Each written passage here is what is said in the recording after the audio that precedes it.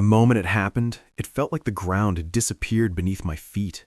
One minute I was standing in my own driveway, trying to calm a situation that had been building for weeks, and the next, I was surrounded by flashing lights and uniformed officers, my neighbors pressing in from all sides, their faces a mixture of shock, curiosity, and judgment. The humiliation was instantaneous and intense, the kind that cuts deeper than any argument or insult could. To be arrested is a heavy burden, but to have it happen in front of the people you see every day, the friends you've shared barbecues with, the parents who watched your children play in the yard, it felt like my entire world was watching me crumble. I could hear whispers, fragmented sentences, and the occasional gasp. Everyone was forming their own stories, none of which were favorable. In that moment, the betrayal by the person I had trusted most in my life, the woman I had loved, built a life with, and thought I knew, was overwhelming. It wasn't just a legal attack. It was an attack on my identity, my reputation, and my sense of security. What made it worse was the deliberate, almost theatrical way it had been orchestrated.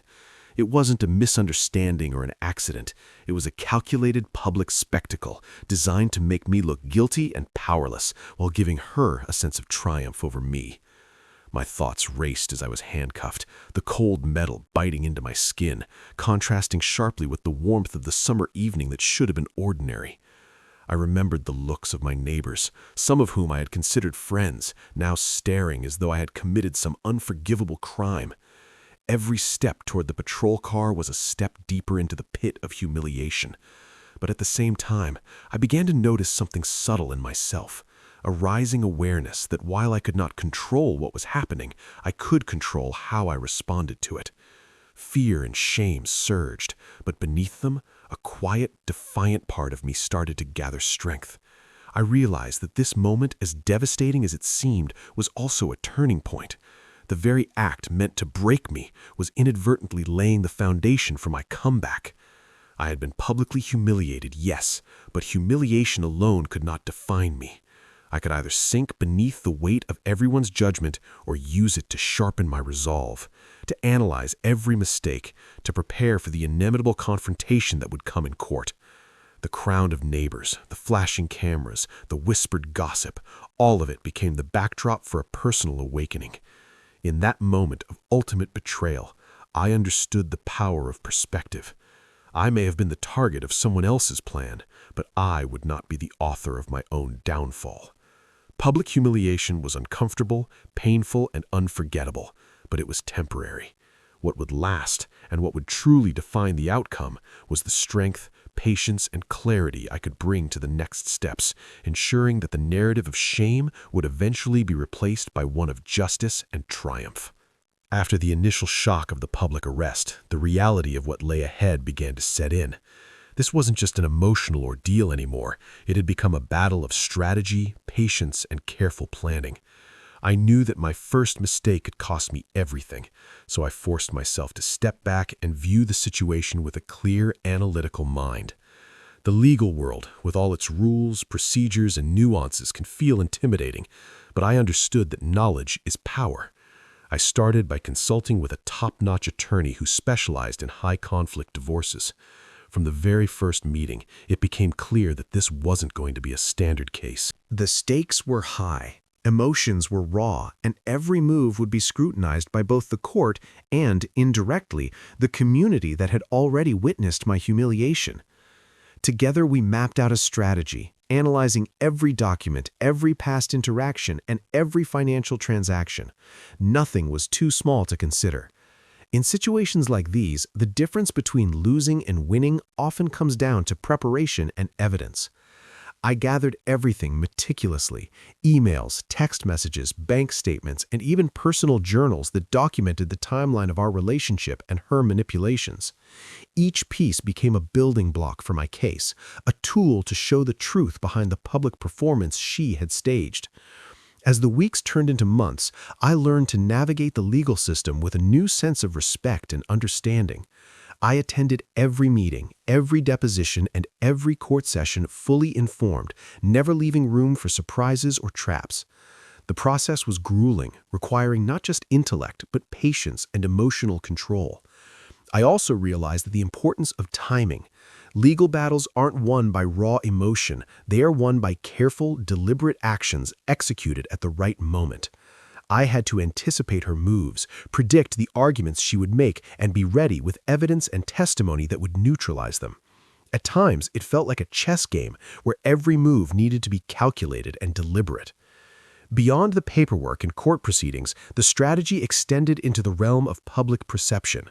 While the court would decide the legal outcome, I knew that being falsely framed in front of neighbors meant that reputations were on the line as well. I learned to communicate selectively, to maintain composure in front of anyone who could influence opinions, and to project confidence even in moments when I felt anything but confident.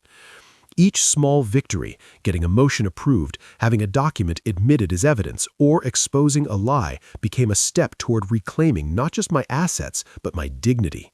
By the end, I realized that this legal battle was about more than just money or property. It was about reclaiming control over my life.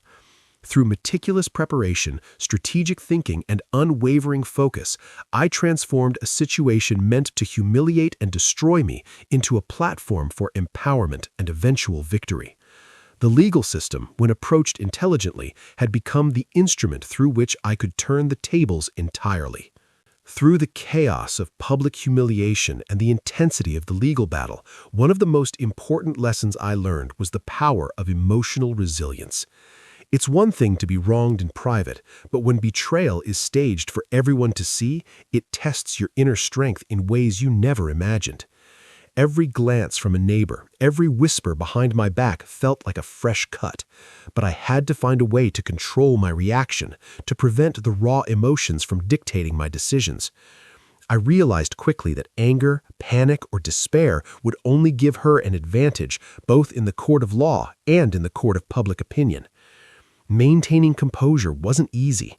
There were nights when I couldn't sleep, replaying the arrest and imagining the gossip that was spreading like wildfire. The humiliation gnawed at me, and at times it felt unbearable. Yet I knew that the way I handled these emotions would determine my ability to reclaim control. I practiced deliberate self-discipline, training myself to respond with calm precision rather than reactive emotion. Conversations with lawyers, interactions with the court, even casual encounters with neighbors required a measured, composed demeanor. I learned to speak slowly, choose words carefully, and never allow myself to be baited into confrontations that could be twisted against me.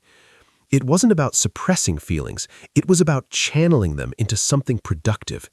My anger became fuel for meticulous preparation. My frustration sharpened my focus.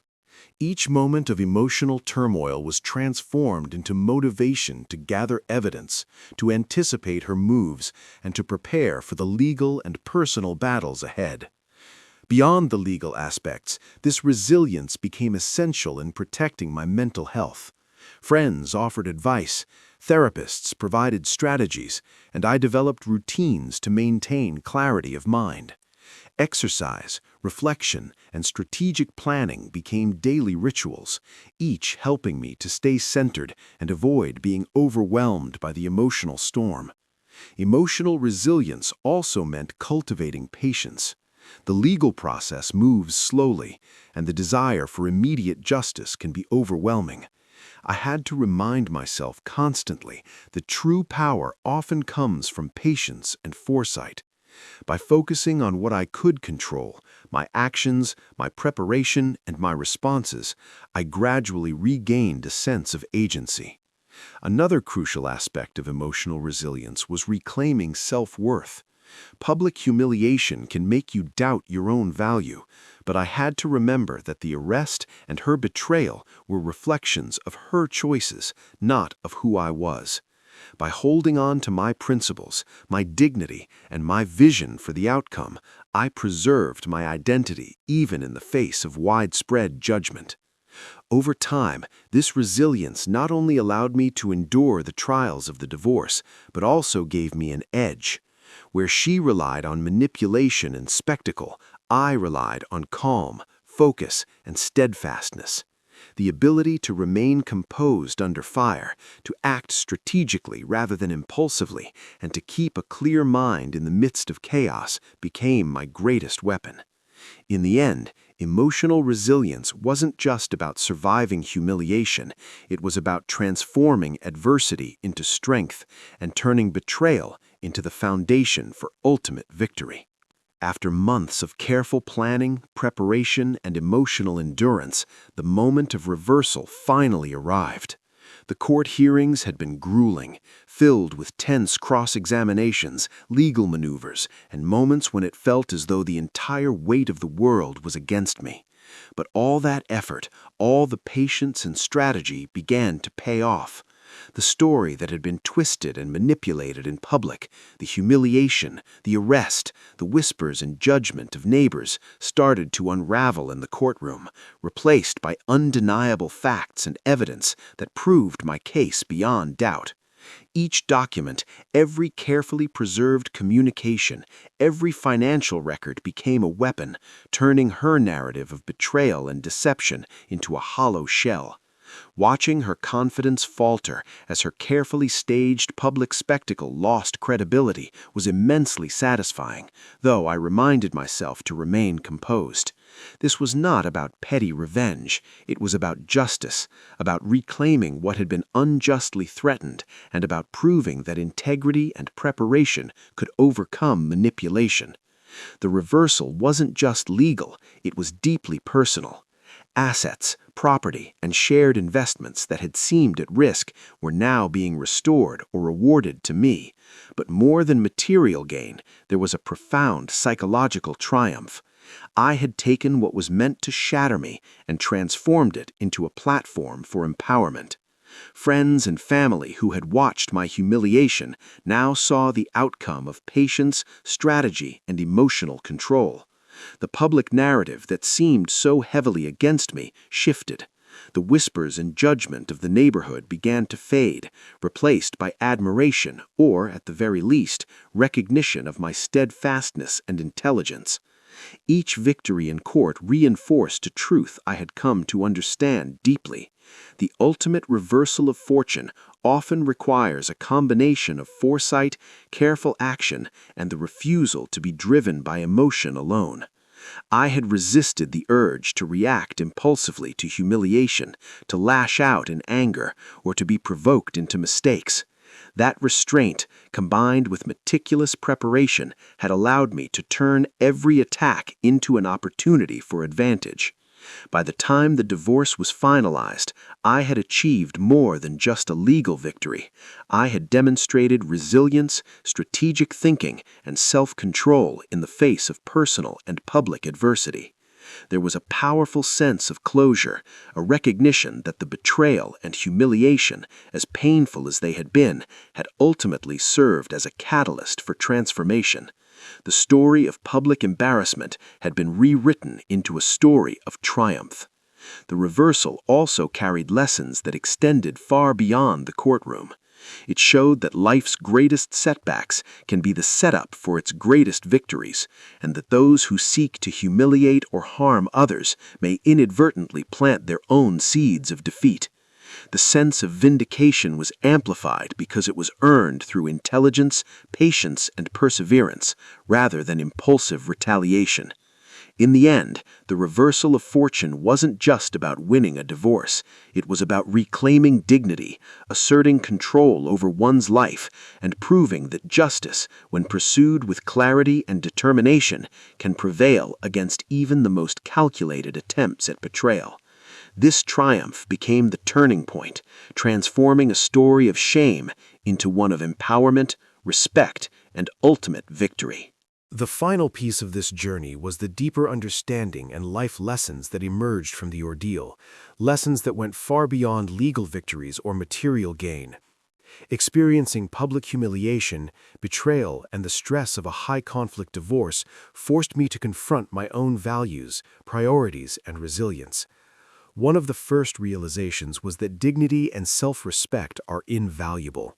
Throughout the arrest, the court battles, and the whispers of the neighborhood, I saw how easily people's judgments can be swayed by appearances and manipulation. Yet I also learned that no external judgment can diminish who you truly are unless you allow it to. By maintaining composure, responding with integrity, and focusing on facts rather than emotion, I preserved my self-worth in situations designed to destroy it. This clarity of self became a shield against her attacks and the scrutiny of the world around me. Another lesson was the importance of preparation and knowledge. Emotional reactions might feel satisfying in the moment, but they rarely lead to meaningful outcomes. The careful documentation of evidence, understanding of legal procedures, and strategic planning turned what could have been a humiliating loss into a comprehensive victory. Life rarely hands you a clear path, but it does reward those who prepare, who act deliberately, and who think several steps ahead. Patience and timing also proved essential. The legal process moved slowly, and there were moments when I felt frustration and doubt creeping in. Yet I realized that lasting success rarely comes from immediate gratification. By pacing myself, assessing the situation carefully, and waiting for the right moments to act, I was able to maximize my advantage and minimize the risk of mistakes. Emotional resilience and strategic thinking became intertwined. Each setback, each moment of humiliation was an opportunity to learn, to refine my approach, and to strengthen my resolve. In the end, the experience taught me about empowerment. True empowerment doesn't come from retaliation or spite. It comes from understanding your own value, taking control of what you can, and acting with intelligence and integrity. While the divorce and public humiliation were painful, they became the crucible in which I forged a stronger, wiser version of myself. I also gained a nuanced understanding of human behavior, recognizing the ways in which jealousy, insecurity, and pride can drive people to hurt others. This awareness allowed me to navigate interactions with her and others involved more effectively, responding not out of emotion, but out of calculated understanding. Finally, the ordeal reinforced that life's most difficult moments often carry hidden opportunities. What began as public embarrassment and betrayal became a chance to demonstrate strength, to assert justice, and to redefine the narrative on my own terms. The lessons went far beyond courtrooms and legal victories. They shaped my perspective on relationships, trust, conflict, and personal integrity. By the time the dust settled, I realized that the ultimate takeaway wasn't just that I had won the divorce, it was that I had learned to endure, adapt, and transform adversity into a foundation for long-term personal growth. The story, once one of humiliation, had become a blueprint for resilience, empowerment, and the transformative power of perspective. It reminded me that in life, even the darkest moments can illuminate the path to strength, dignity, and lasting victory.